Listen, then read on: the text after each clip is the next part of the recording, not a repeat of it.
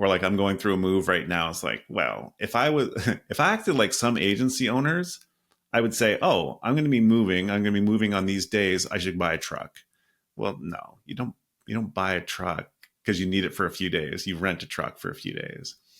So like all that stuff has gotten me thinking about utilization on a day-to-day basis. But there are just so many things that aren't obvious. And those are the things I think we want to get into today. Welcome to the Agency Profit Podcast, a show dedicated to going deep space on agency operations, which is just as nerdy as it sounds.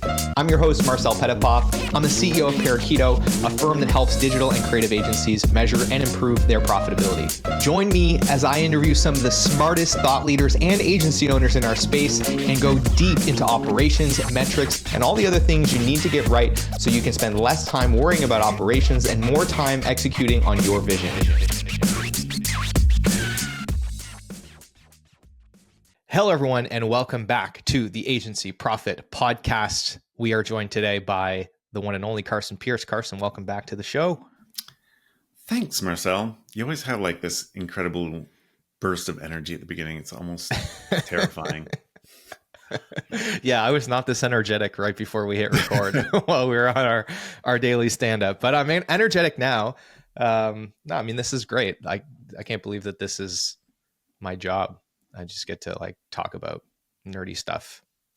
There's people listening to this, which is also crazy to me that there's thousands of people that are listening to this. You know, when I'm doing client calls and like with agencies and they're legitimately excited about hearing about their numbers and stuff, it's so rewarding. It's so fun. It really is. Yeah. And surprising. So it's both of those things. Yeah. All right. Well, I'm excited about today's topic. We're going to talk about utilization, but we're going to go a level deeper. We've done a deep dive on the show about utilization in the past. We will leave a link to that episode in the show notes if you want to hear me talk about utilization for 40 straight minutes, which you might wonder how that's possible. You'll find out listening to that episode. But today we're going to talk about the hidden costs of low utilization. This is something that we've seen many clients struggle with. Even recently, it's been a bit of a tough time for the industry. A lot of firms are finding themselves overstaffed. And when that goes on for a long period of time, there's a whole bunch of things that you might not consider until you go through it that are actually compounding the cost of having low utilization. So we're going to dig into all of that. So yeah, that's what we're talking about today. I'm curious, Carson, why was this topic one that stood out to you as one you wanted to talk about? Well, two reasons. The obvious reason is as I meet with agency owners and operators, and we talk about utilization, and of course, there's the surface element of that where, hey, you're not hitting your utilization targets, therefore you're leaving this much money on the table, or it's costing you this much and you're not getting any return for it. Those are the obvious conversations, but more and more it feels like I'm having conversations about the next level effects of that. And they're really interesting conversations, and a lot of the times that people are just not expecting, they didn't foresee that. So yeah, I just wanted to surface that. The other thing is, several times a day, I walk to a coffee shop here and I walk by this really nice Jeep. It's bright green, sits on the side of the road, but it sits on the side of the road every single time. I've never seen it move. It's always been there. I'm like, how much does that Jeep cost you? And how much do you actually use it? When do you use it? I've never seen it go out. And that, of course, the nerd in me thinking about Parakeeto stuff, it's like, okay, let's think about utilization. How much does this cost you? How much do you use it? What could you do instead? Or like I'm going through a move right now. It's like, well, if I acted like some agency owners, I would say, oh, I'm going to be moving on these days. I should buy a truck. Well, no, you don't buy a truck because you need it for a few days. You rent a truck for a few days. So like all that stuff has gotten me thinking about utilization on a day-to-day basis, but there are just so many things that aren't obvious. And those are the things I think we want to get into today. Yeah.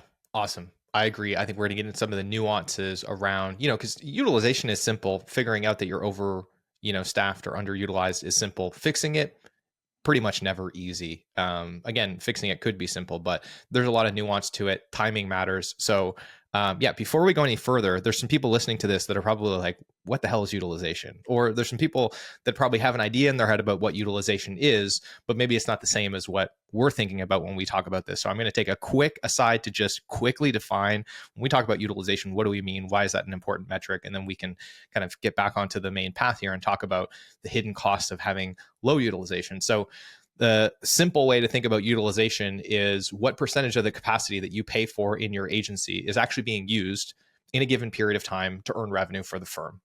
And there's a whole bunch of different opinions on what the right way to define capacity and what the right way is to define, you might, whether you call it a billable hour or a delivery hour. The way that we typically think about it is gross capacity is all of the time that you've purchased from everybody on your team or everybody on the team that's being measured, right? Because you could slice this by individual, by team, by department, by whatever. You could slice it a whole bunch of different ways. And that would be the sort of denominator in the equation. And what you're dividing by that is what we would call delivery hours, which is all of the time that was spent doing client work, regardless of whether or not it changed how much the client paid. And that would give you a sense of how much of the time that was bought from the team was actually used on revenue earning activities. Now, within your firm, you might have other ways of calculating this metric for answering slightly different questions than the ones we're trying to answer. You might adjust capacity and remove time off, vacations, holidays, whatever, and focus on what amount of time is available. And that's often useful to project managers, for example, when they're trying to get a sense of how much of the available time am I able to get resourced against productive things. You might also have varying definitions for the hours that are being counted as billable or productive. In some cases, that's actually what was billed to the client, which might be different than how many hours were actually worked. In other cases, you might try to look at a broader set of things like internal projects and so on to measure, overall how busy are people or how much of their available time is being used for productive things. These are all useful insights. I would not call those utilization. I would call them something slightly different. For the purpose of this conversation today, we're focused on how we define this within our framework in a way that's consistent with all the other metrics that we talk about, which is everybody on your team, all of the time that you've paid for in the employment contract, divided by the amount of time that's actually spent doing client work. That is how we define utilization. And of course, it's important because this is basically the basis for our entire business model. We hire people, we pay them a salary, and then we try to go resell a pretty good percentage of their time at a profit to clients. And if we do that, all three of the actors in that engagement win. The employee gets a fixed salary that's consistent. They're happy with that. The client gets results that they want at a price that's tenable, and the business owner gets a little bit of profit for the risk that they took in making all of this happen. That's the intended outcome. But when we have a whole bunch of people that are getting paid and we don't have enough work for them to do, then the profitability of the business can suffer dramatically. So, that's a simple math formula. Now, Carson, let's talk about all the other ways in which having low utilization or having too much staff can get expensive, especially over long time horizons that people might not realize. Yeah. So I thought about four, I think. I'm sure you will augment that a little bit. But the first of the four that I came up with was around overservicing. So we normally don't think about overservicing as a utilization problem. It's usually average billable rate. You spend too much time for the amount of money that you're making on a project.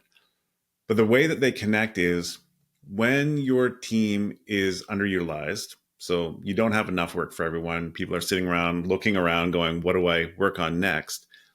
There are a few options that they can fill up their time with. One of the better ones would be valuable internal projects that are going to help you with your process and all that sort of thing. But I think one of the tricky ones is a lot of times people will say, well, I'll do this extra thing for the client. Client wins, doesn't really cost us anything extra because I wasn't doing anything anyway. But that all starts to add up and become a bit of a habit. And there's a few things that come out of that. One is we start to lose the ability or the insight into how much time we should be spending and what's appropriate for the budget. And on the other side, clients start to get a different expectation of what they're going to get for that budget. And it's hard to pull back from that. So over service, a lot of times when I see over servicing in an agency, it is it is closely tied with low utilization. And it's obvious, like, I'm not busy, I'm going to spend extra time on this project. And it kills your projects at the same time that you're spending on underutilization. So yeah, that was the first one I see a lot of. I don't know if you've encountered that too, Marcel. I have, and I think you're going to touch on the other side of that, which is internal projects, of course, right? Both of those things can sort of balloon when you have low utilization. And the thing that I've found is that the incentives or how you talk about utilization internally and how you calculate utilization is going to be largely responsible for driving which direction that excess capacity goes in when it exists, right? So if you're calculating utilization based on billable hours or delivery hours, and especially if you're trying to hold your delivery team accountable to utilization targets, or you're having conversations regularly focused around utilization with individual contributors in the company, then of course when there is enough work for them to do, they are incentivized to just find ways to pour more time into client engagements, whether it's required or not. It's not to say that it's not valuable sometimes to, when you have the capacity, do these extra things for clients, get them wins, especially if you have clients that maybe have an opportunity to expand.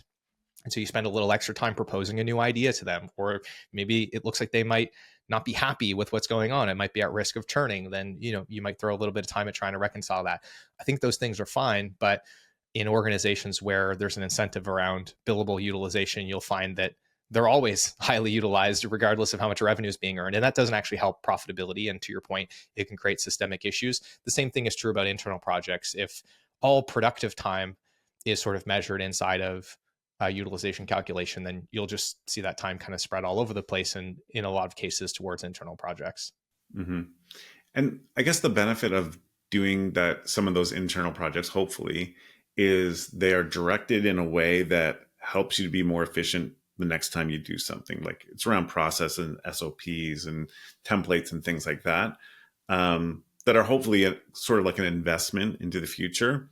That's not always the case. A lot of times it just sort of gets wasted. But I think regardless, it's tied up to the second thing that I was thinking about, which is still around efficiency. But what I've found is when my personal utilization levels are high, when I have a lot of work in front of me, and I think this is true for most people, that's when you stop and go, whoa, whoa, whoa, I can't do all of this in the amount of time I have. Is there a way I can do it better, faster? Leaning into AI to help make things go more quickly, figuring out a new way or a process to do things. Or I have a very low tolerance, I know, for things that feel inefficient when I'm busy, and I will find ways to fix those things. So when you don't have that pressure, when your utilization is low, there's no motivation to find those efficiencies. Like, I've got all the time in the world, I'll just keep on doing it the way I've done it, even though it's slow and awful. So that one is, I think, really hidden, because you don't notice it when utilization is low. You notice it when utilization is high, and you go like, oh, okay, I'm finding all these ways of doing things better. But yeah, it's really easy to get into bad habits around that kind of thing. Yeah, I think on that note, I'll add that when utilization is high, you find the bottlenecks, in the sense that, like, whatever the constraint is to being able to do volume, whether that's a constraint in the process or it's a constraint on the team, it's like, until you've tested the throughput of your delivery system internally, you won't really know where those bottlenecks are. A lot of the time, you can maybe anticipate where they might be, but a lot of times they show up in places that you wouldn't necessarily expect or that you wouldn't have anticipated. So even just from the perspective of figuring out, like, where should we have a focus in terms of improving our delivery improving our efficiency as a delivery team, sorry, stress testing, your delivery team is a really great way to figure that out. And to your point, when that's never happening, you may still be making investments to make the process more efficient, but you might be making those in the absolute wrong place and increasing your ability to do more of something that is actually not the limiting factor in your ability to get work done. Yep. This is where you plug the book, The Goal, around some of those constraints. It's a good one. All right, next one, again related. I think if you can find ways to keep busy, that's one thing. And I think the reason that people do that is because inherently we want to be useful. We want to make sure that when we're showing up for 8 hours a day, that we're doing something valuable with our time. When that's not happening, there's a very clear danger of just starting to feel disengaged. Like, hey, I'm showing up, but I don't have anything to do. I'm not working on a project. I'm just filling my time. Even if the rest of the work environment or culture is really rewarding, I think there's still this sense of I could be doing something better with my life right now. So it just creates this disengagement, and that can then lead to turnover. I haven't seen it directly a lot, or maybe I just don't hear about it because I think it's such a subtle thing. But I think it is definitely a danger of people want to feel like they're doing something valuable. And if that's not happening, they start to look elsewhere.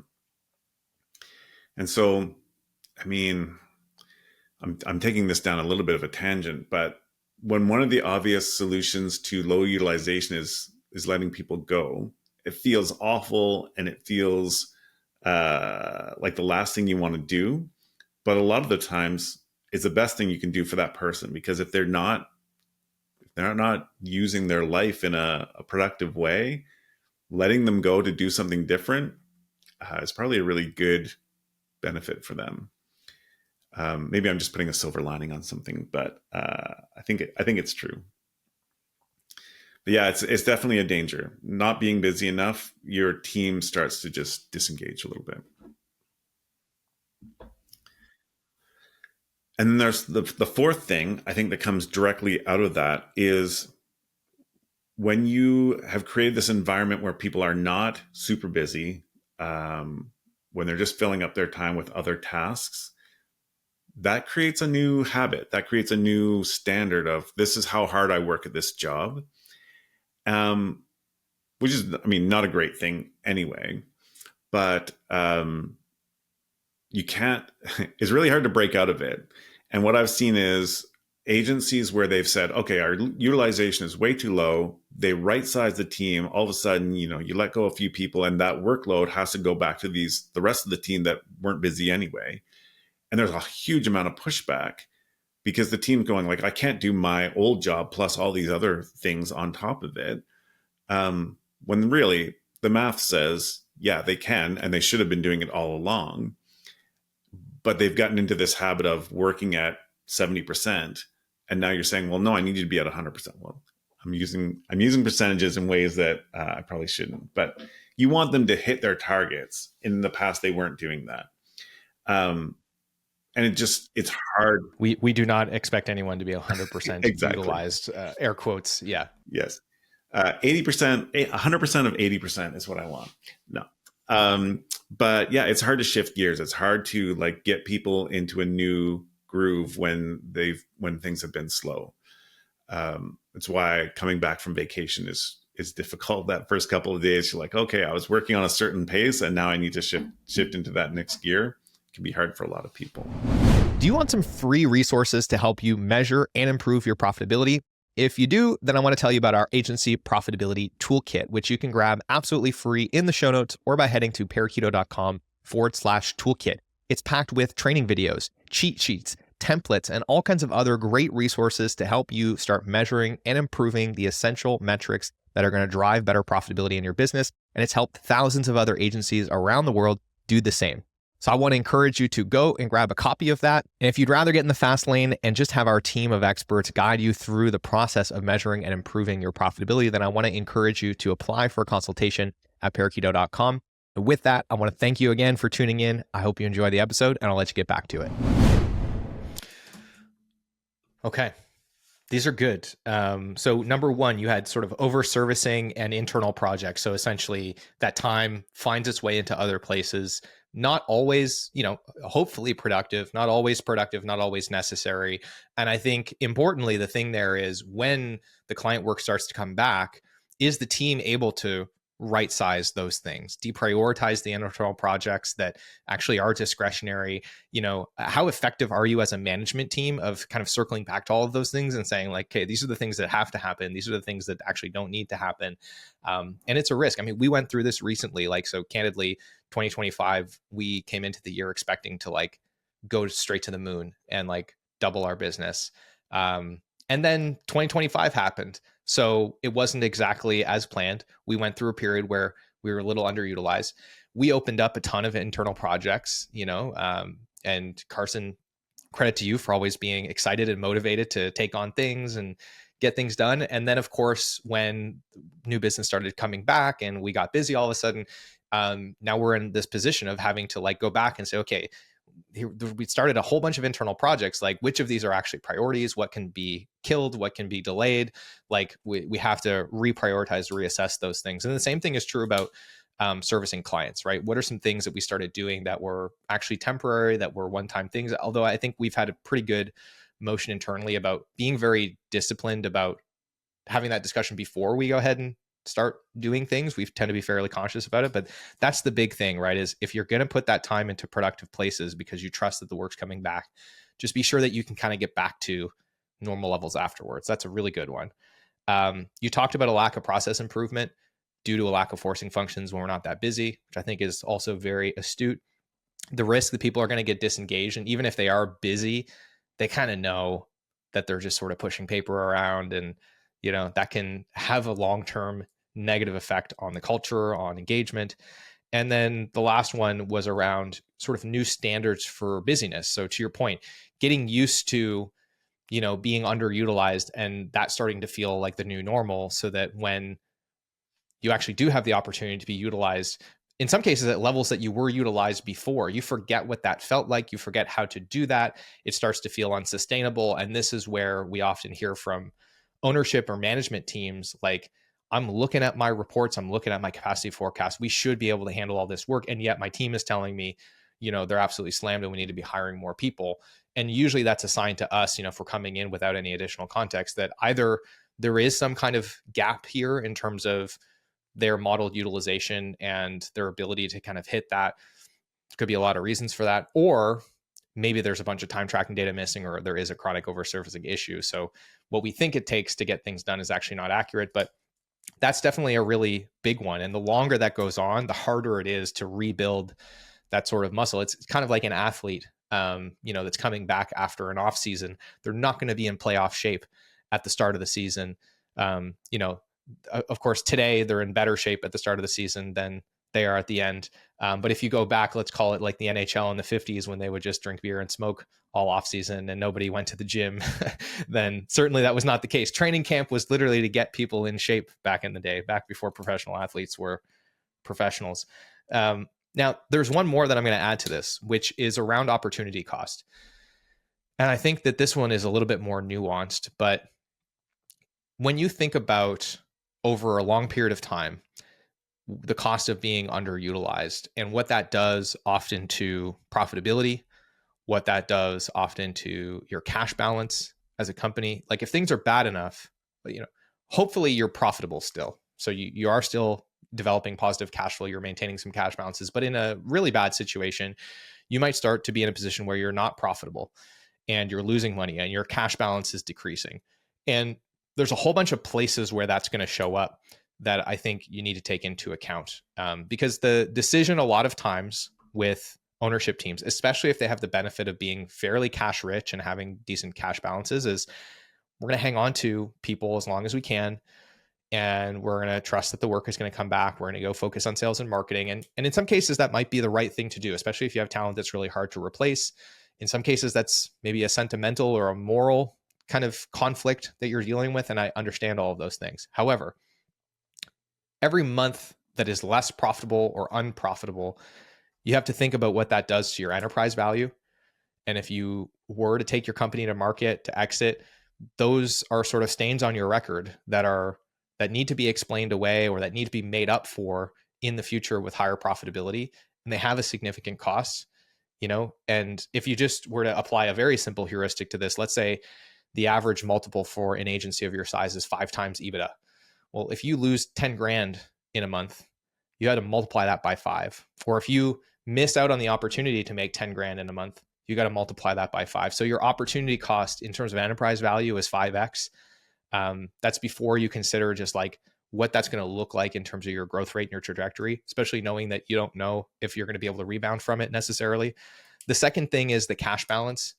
And to the degree that your cash balance gets lower, the limitation that's going to place on your ability to take more risks, make bigger investments, maybe pursue M&A, just like do things that would help you grow the business, invest in infrastructure, all the things that you need to do to run a healthy business.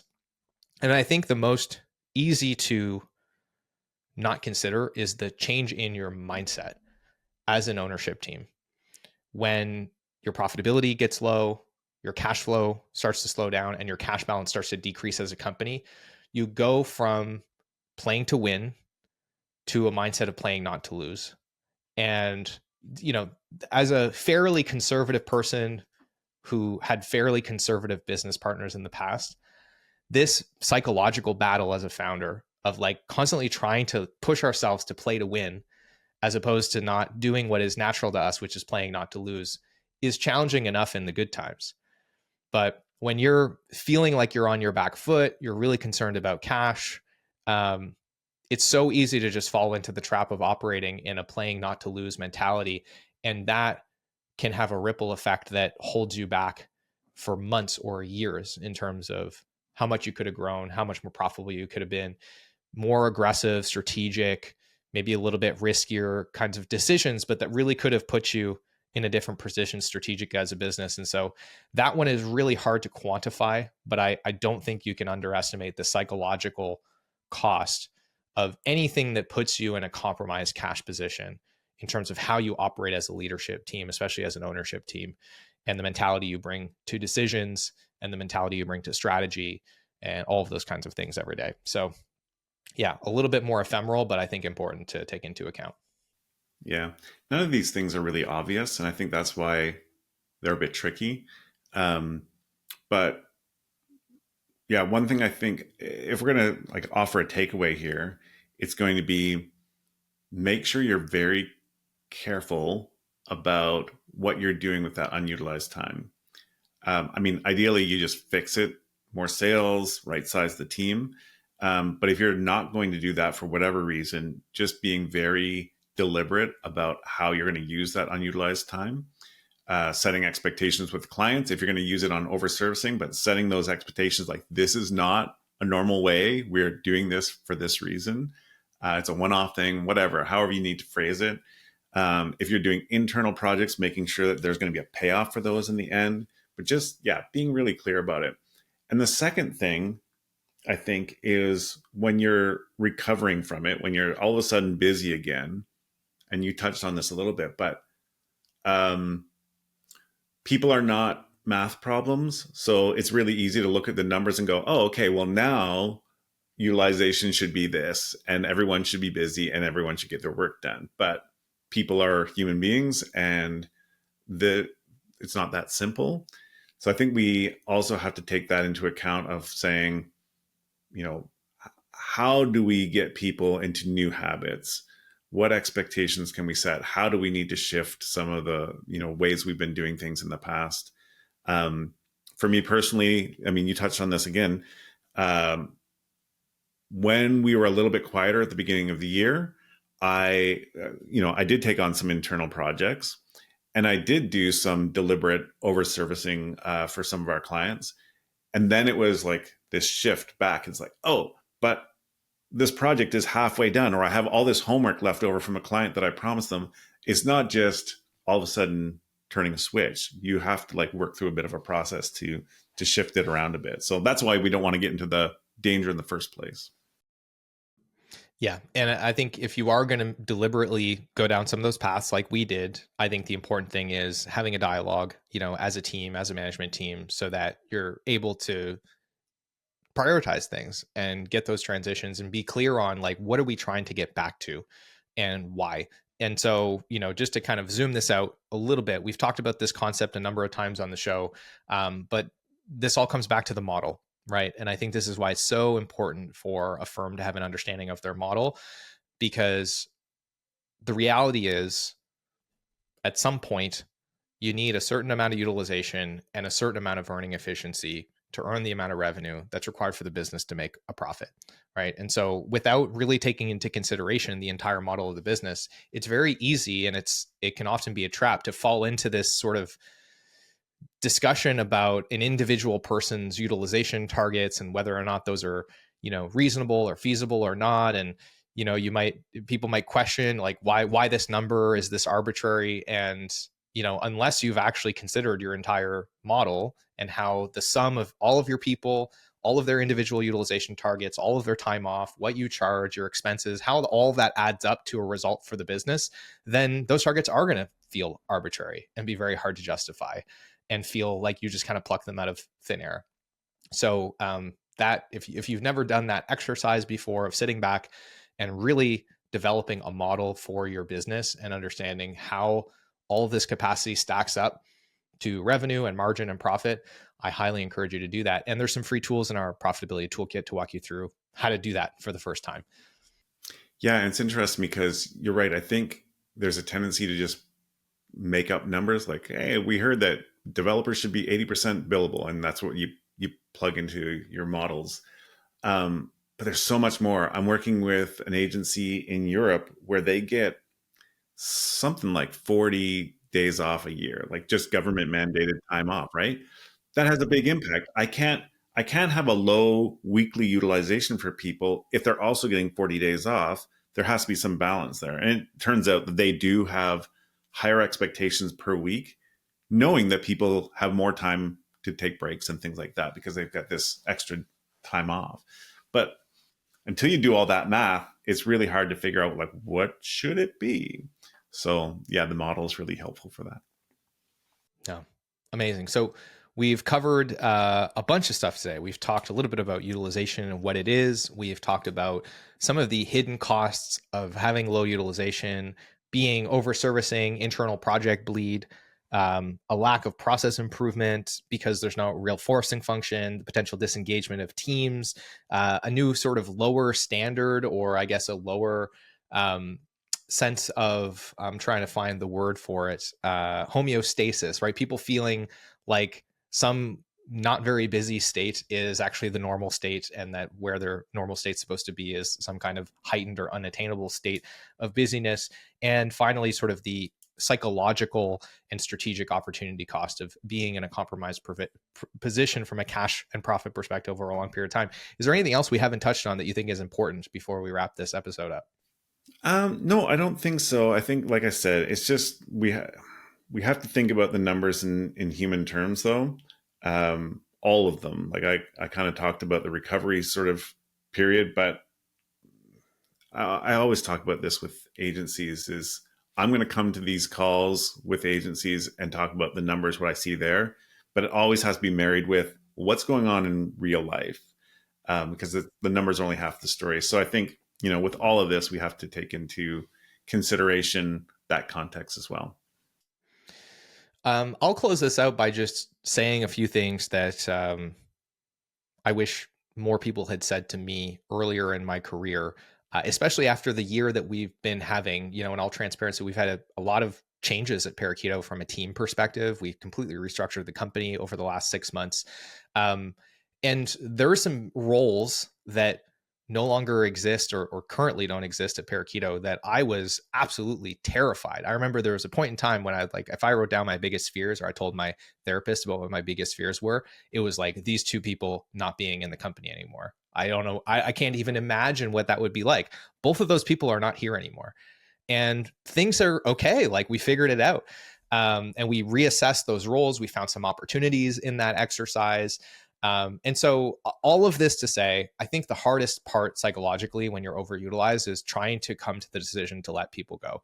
There's all kinds of reasons why that's hard. It feels morally uncomfortable. Often you have relationships with people that you work with. Of course, they're good people, and you feel badly about it. And then there's this whole other side, I think, as a business owner, of thinking, I can't currently see what it would be like to do this without that person or without that role, or how we would do that, or who's going to do that work. And my experience over the last 6 months, having had to go through the transition of several roles that I felt like that personally about, was that actually it wasn't nearly as bad as I thought it was going to be. And a part of that is because I was surrounded by a great team, and credit to you and Kristen, you guys stepped up in a big way and really helped us kind of sit back and say, okay, well, let's take an inventory of this role and all the things that were being done, and what are some things that we actually don't need to be doing at all. What are some things that we can do in a different way? How do we restructure this role? How might we take part of this and maybe turn it into a fractional or part-time role that we can give to somebody else and redistribute these things in these other places? And in the end, I think we actually ended up more efficient on the other side of that. And it was a really, like, not nearly as painful as I thought it was going to be. And so I just think that there might be some people who need to hear that right now. It's not going to be as bad as you think, especially if your team, who is sticking around through all of this, is on board to kind of help you go through the transition. And personally, I've spoken to a lot of owners who, some want to keep their cards really close to their chest when they're doing these kinds of things. Others are going to be more transparent. I've always tried to lean more in the direction of being transparent ahead of time, and that has served me. And maybe, again, I have a unique context because I have such a great team, and we have, I think, a really good dynamic around this stuff. But yeah, I just thought it was important to articulate that, because it's the reality of what it feels like to be in this position and be faced with a very important but challenging set of options. Yeah, for sure. And I think I touched on this earlier, but there's the flip side of it too, which is letting someone go doesn't mean their life is ruined. More often than not, it means they move on to something even better. But it just doesn't feel like that in the moment. So that's usually something I like to think about when I'm in those positions. Like, okay, this is going to work out. Don't worry. Yeah. Yep. Yeah. I mean, certainly I'm very happy to say that I think that was the case for us, with just about everybody. Mind you, a lot of them left by their own volition, but yeah, they're in a better place right now, by all objective measures. And that makes it sound like they're dead. They're not. Nobody's dead. Everyone's alive. Yeah. All right. Before this gets too weird, Carson, I think we should probably wrap this up. But this was a good discussion. I'm glad we talked about this today. Yeah. Thanks. This is fun. And if you're listening to this and you want some additional resources on utilization, I'm going to leave a few of those in the show notes, including a deep dive on that metric and a few other blog posts and things that you might find helpful. I'll also leave a link to the book that Carson mentioned, The Goal. And with that, I want to thank you for tuning in and listening to the show. If you have questions, please reach out to us. Send us a DM on LinkedIn. We're always happy to hear from you, and we will see you on the next episode. All right, bye. Hey, thanks so much for tuning in to today's episode. I hope you enjoyed it. And if you've ever found yourself thinking, man, I get so much value from this podcast, I wish there was something I could do to return the favor. Well, today's your lucky day, because you can leave us a review wherever you're listening to this, and it is incredibly helpful. Of course, if you haven't grabbed a free copy of the Agency Profit Toolkit, go and get that. It's got tons of free resources to help you improve your profitability. If you're looking to get in the fast lane and get help from experts to improve your profitability and measure your most important metrics, then apply for a consultation at Parakeeto.com. We'd love to chat with you and figure out how we can help. With all of that, thank you so much for being a listener, and we will see you on the next episode.